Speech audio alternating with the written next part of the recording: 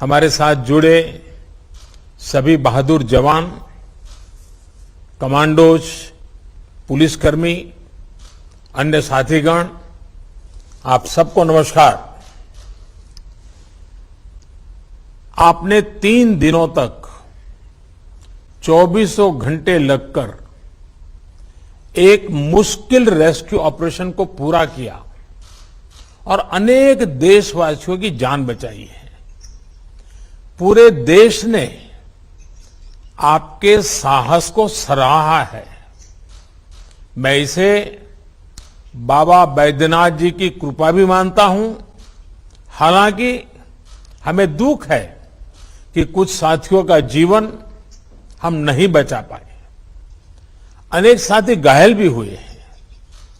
पीड़ित परिवारों के साथ हम सभी की पूरी संवेदना है।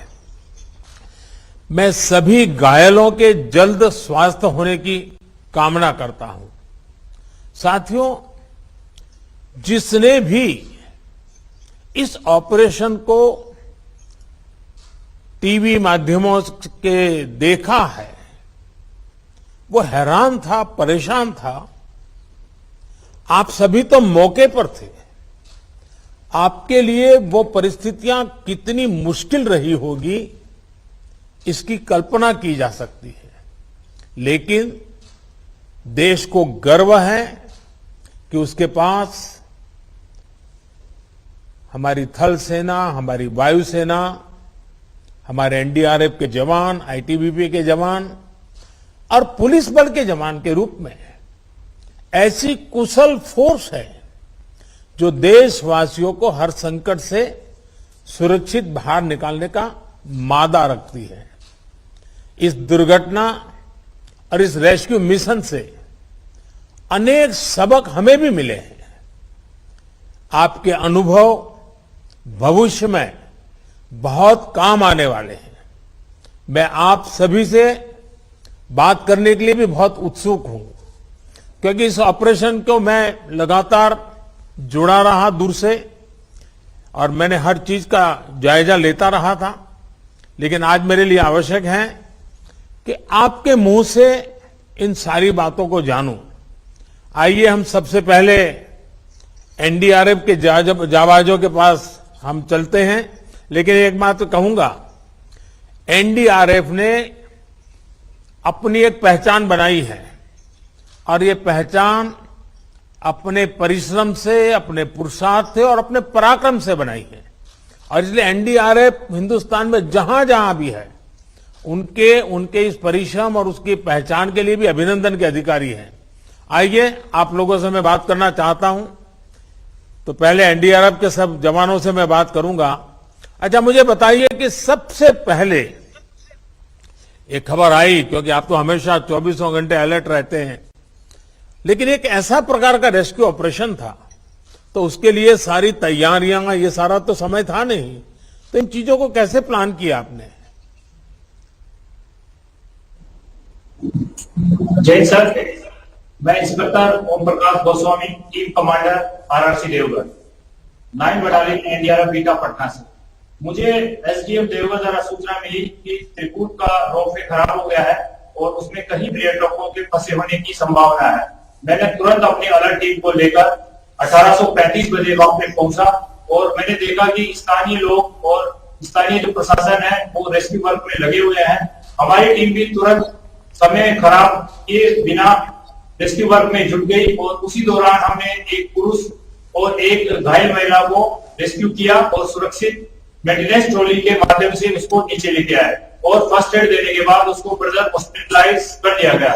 उसके बाद मैं एज ए टीम कमांडर गया और टीम घटनास्थल का मैंने जायजा लिया। देखा कि अंधेरा काफी हो चुका था और जो फंसी हुई जो ट्रॉलियां थी ग्राउंड लेवल से काफी हाइट पे थी, तो उस समय में ऑप्स करना बड़ा मुश्किल लग रहा था। तो हमें जिला प्रशासन से निर्देश मिला कि अभी रात में जो फंसी हुई ट्रॉलियां हैं उनको खाना और पीना की व्यवस्था करना है। तो हमारे जवानों द्वारा इमरजेंसी ट्रॉली, जो कि फंसी हुई ट्रॉली के समानांतर लगी हुई है, उसी ट्रॉली में राशन लेके हमारे जवान गए और सभी से बात की।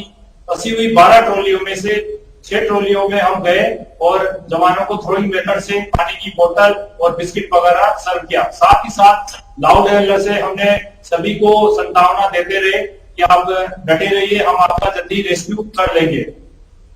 नेक्स्ट ये कार्रवाई हम लोग रात भर करते रहे। उसके बाद में अर्ली मॉर्निंग दूसरे दिन हमारी एनडीआरएफ की एक नेक्स्ट टीम आ गई, वो भी रेस्क्यू वर्क में जुड़ गई। साथ ही साथ एयरफोर्स ने भी अपना रेस्क्यू अभियान शुरू कर दिया था। इसी दौरान ग्राउंड लेवल से एनडीआरएफ के साथ साथ आईटीबीपी, आर्मी सभी एजेंसियों ने मिलकर रॉप, हार्नेस, कैराबिनर और उसी को ट्रॉली बनाकर रोप के सहारे कैराबिनर से 11 लोगों को रेस्क्यू किया गया और उनको पीएचडी दी गई और फर्दर हॉस्पिटल उनको भेजा गया। और इस दौरान रात में भी एनडीआरएफ दूसरे दिन भी सेम जो फर्स्ट दिन कार्रवाई की वही उन्होंने पानी और भोजन की व्यवस्था कंटिन्यू करते रहे। और नेक्स्ट तीसरे दिन एयरफोर्स ने अपना काम किया और रेस्क्यू खत्म किया।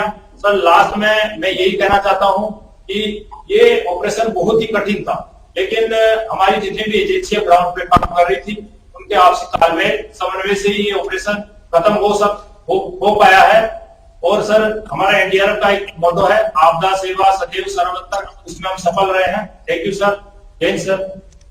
ओम प्रकाश जी, आप लोग तो इस साहस से भरे हुए हैं, ट्रेनिंग भी है, ये तो एक बिल्कुल ही इस प्रकार का कभी ट्रेनिंग में आया नहीं, एक प्रकार से नए प्रकार की चुनौती आई।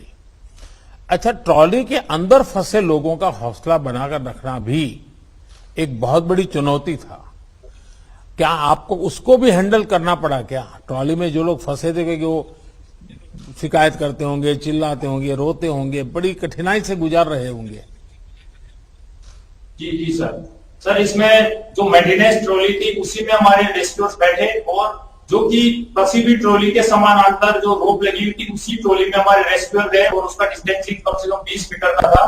तो उसी से हमारे रेस्क्यूअर ने उनसे बात की कि आप ठीक है, कितने लोग हैं, बच्चे हैं, लेडीज हैं, वो सारी बात करते हुए 12 ट्रॉलियों से टोटल बात हुई।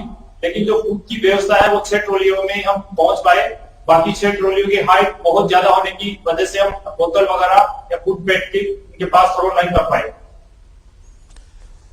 आपके एनडीआरएफ के सभी जवानों को मेरी तरफ से बधाई है। आपके साहस को पूरा देश सराह रहा है।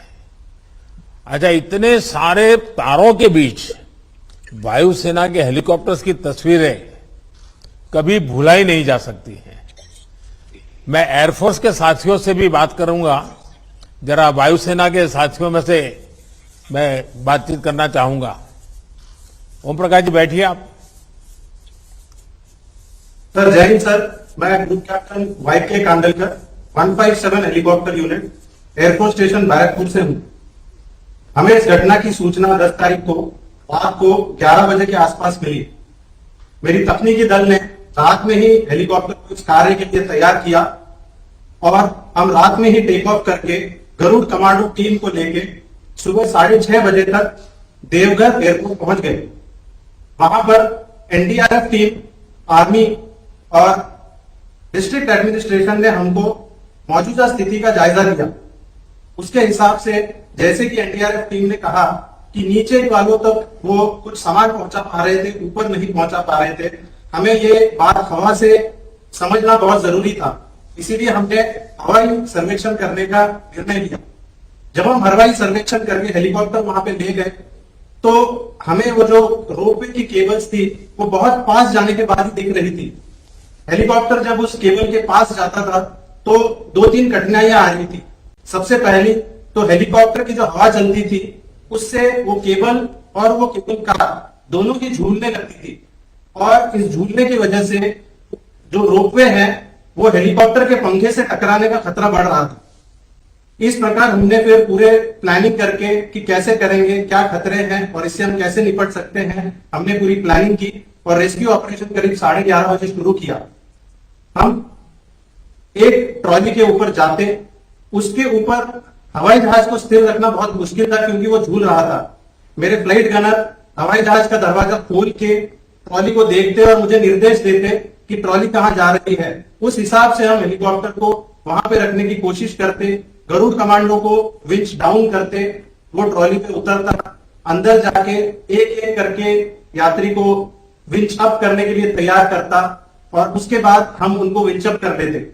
उसके बाद अगर उनको मेडिकल रिक्वायरमेंट जरूरत हो तो हम तुरंत